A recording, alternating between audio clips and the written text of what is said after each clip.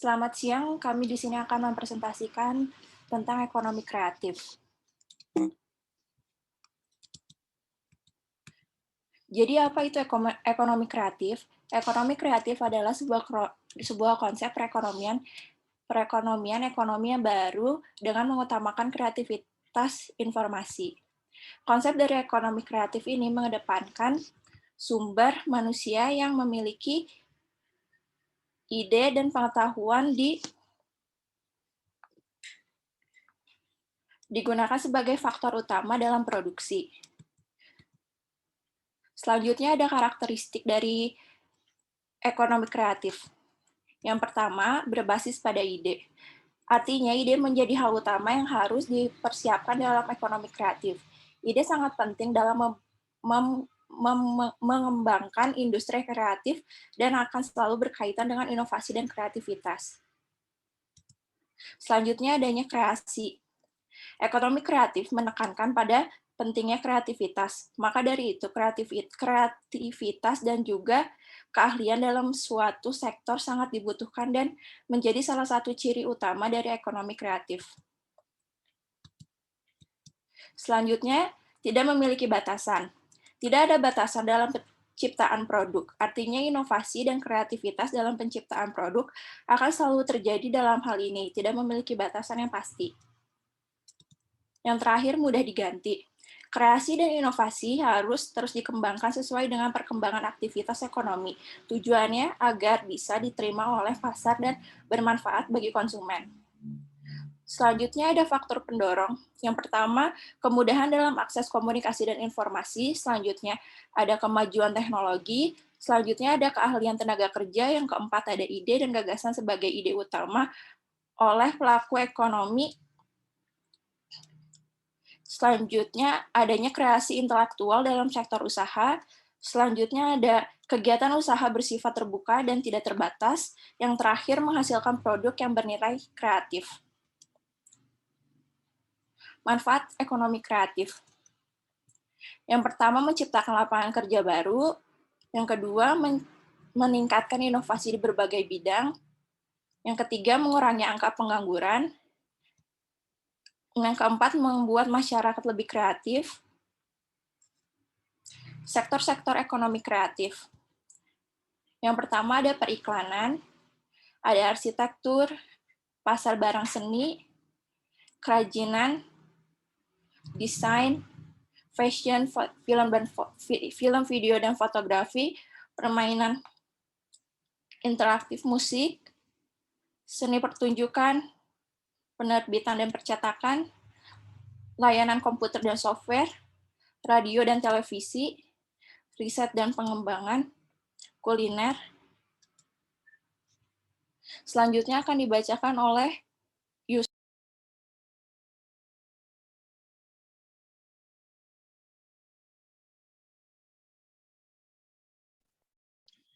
Ya, dari sini saya akan mengambil alih.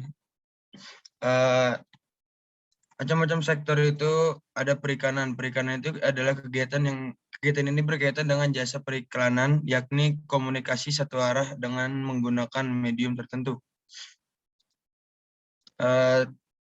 Next. Terus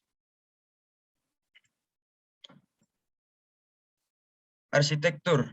Arsitektur itu kegiatan ini berkaitan dengan desain bangunan, perencanaan biaya, konstruksi, konservasi bangunan warisan, pengawasan konstruksi secara menyeluruh, baik dari level makro sampai level mikro. Next.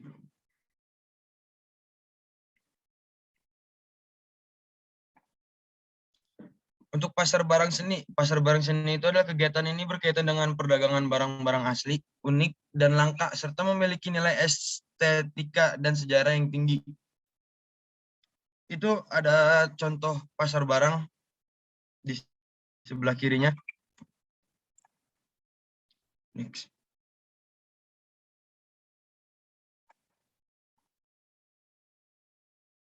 Next.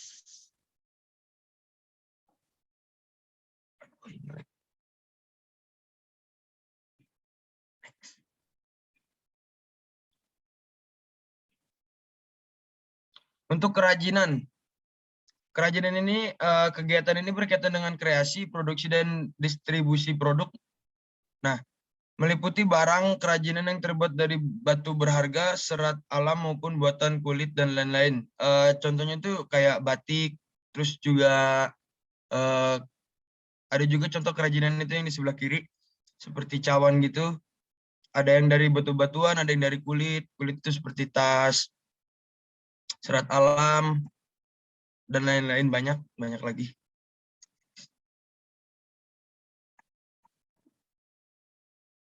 Untuk desain kreativitas ini berkaitan dengan kreasi dan desain grafis, desain interior, desain produk, desain industri, identitas perusahaan, dan konsultasi email serta produksi kemasan, riset pemasaran dan jasa pengemasan. Jadi kayak desain itu lebih banyak kayak ada di baju, terus ada lagi di tempat-tempat lain, desain produk seperti kayak promosi gitulah. Next. Untuk fashion ini, kegiatan ini berkaitan dengan kreasi desain pakaian, desain alas kaki, desain aksesoris mode lainnya, produksi pakaian dan aksesorisnya, konsultasi lini produksi, distribusi produk fashion. Jadi fashion itu yang sering kita pakai juga sehari-hari, karena fashion juga bisa melihatkan kita kayak, kalau misalkan kita rapi itu kemungkinan orang itu melihatnya jadi seperti pandangannya bagus lah. Next. Nah, film, video dan fotografi. Kegiatan ini berkaitan dengan kreasi produksi video, film, dan jasa fotografi, serta distribusi rekaman video dan film. Jadi kegiatan film, video, dan fotografi ini lebih ke, kalau misalkan film itu kayak menceritakan alur film cerita dari awal sampai akhir, dan fotografi itu bisa buat kenangan atau buat yang lainnya lah. Next.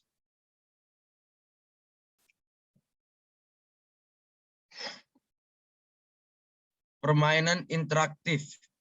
Kegiatan ini dengan kreasi, produksi, dan distribusi komputer dan video yang bersifat ketangkasan dan edukasi. Kemungkinan mungkin ya permainan interaktif ini untuk usia-usia yang masih muda, masih kanak-kanak, dan permainan ini kebanyakan berada di elektronik atau atau berada di komputer mungkin, atau di laptop atau di PC lainnya. Next. Musik. Untuk musik ini berkaitan dengan komposisi, pertunjukan, reproduksi, distribusi dari rekaman, kreasi dan suara. Musik ini banyak juga, ada gitar, ada piano, dan alat-alat musik lainnya, dan dia itu bisa juga untuk pertunjukan, dan bisa direkam juga untuk kreasi rekaman, dan didistribusikan untuk bisnis juga bisa. Untuk slide selanjutnya akan dibacakan oleh Paul Persada. Oke, sektor ekonomi yang berikutnya adalah seni pertunjukan. Seni pertunjukan ini berkaitan dengan usaha pengembangan konten dan produksi pertunjukan. Lalu dilanjutkan dengan sektor penerbitan dan pencetakan. Penerbitan dan pencetakan ini berkaitan dengan kegiatan penulisan konten dan penerbitan buku, jurnal, koran, majalah, tabloid, dan konten digital, serta kantor berita dan pencari berita. Lalu selanjutnya ke sektor layanan komputer dan software. Sektor ini kegiatan kreatif yang berhubungan dengan pengembangan teknologi informasi termasuk jasa dan layanan komputer. Lalu selanjutnya ke sektor ekonomi televisi dan radio. Kegiatan kreatif yang ini berhubungan dengan usaha kreasi, produksi dan pengemasan acara televisi, penyiaran dan transmisi konten acara televisi dan radio, termasuk kegiatan stasiun relay siaran radio dan televisi. Sektor ekonomi kreatif selanjutnya adalah riset dan pengembangan. Riset dan pengembangan ini berhubungan dengan usaha inovatif. Lalu yang terakhir adalah sektor ekonomi kreatif kuliner. Sektor ekonomi kreatif kuliner ini memiliki subsektor yang menjanjikan karena memiliki pasar yang luas dan mampu bersaing dengan retail modern. Selanjutnya branding nasional. Dalam perspektif pemasaran, branding nasional adalah penerapan konsep dan teknik pemasaran perusahaan ke negara-negara demi meningkatkan reputasi mereka dalam hubungan internasional. Adapun tujuan dari branding nasional adalah untuk mengukur, membangun, dan mengelola reputasi negara. Nation branding adalah bidang yang sedang berkembang di mana para ahli terus melanjutkan upaya mereka untuk mendapatkan kerangka kerja teoritis terpadu. Berbagai cara negara-negara berupaya menaikkan brand nasional mereka, termasuk melakukan ekspor, investasi asing langsung, dan pariwisata. Salah satu contoh branding melalui ekspor produk adalah negara Jerman yang terkenal dengan industri otomotifnya. Karena perusahaan mobil terkenal seperti Mercedes, Audi, dan BMW adalah perusahaan Jerman. Sehingga reputasi Jerman sebagai nation brand dengan industri berteknologi tinggi sangat kuat. Branding nasional juga dapat dipandang sebagai bagian dari diplomasi publik suatu negara untuk meningkatkan citranya di dunia internasional. Selanjutnya, hubungan ekonomi kreatif dan branding nasional. Ekonomi kreatif dapat membangun branding nasional dalam upaya meningkatkan daya saing sektor pariwisata dan lainnya. Sekian dari saya, selanjutnya akan dilanjutkan oleh Angelica. Oke, untuk yang selanjutnya ada Badan Ekonomi Kreatif. Badan Ekonomi Kreatif Indonesia adalah lembaga pemerintah dan kementerian yang bertugas mengelola bidang ekonomi kreatif di Indonesia. Pembentukan Badan Ekonomi Kreatif Indonesia ini diresmikan oleh Presiden Joko Widodo pada tanggal 20 Januari 2015 dengan landasan hukum Peraturan Presiden Republik Indonesia Nomor 6 Tahun 2015 tentang Badan Ekonomi Kreatif. Fokus kerja dari Badan Ekonomi Kreatif ini adalah 16 subsektor dari industri ekonomi kreatif yang berkembang di Indonesia. Kemudian ada perkembangan ekonomi kreatif di Indonesia. Menteri Pariwisata dan Ekonomi menyebutkan bahwa sektor ekonomi kreatif Indonesia berkontribusi di 3 besar penyumbang produk domestik bruto, yakni kuliner, fashion, dan kria. Ekonomi kreatif masuk peringkat 3 besar dunia dari segi presentasenya terhadap PDB.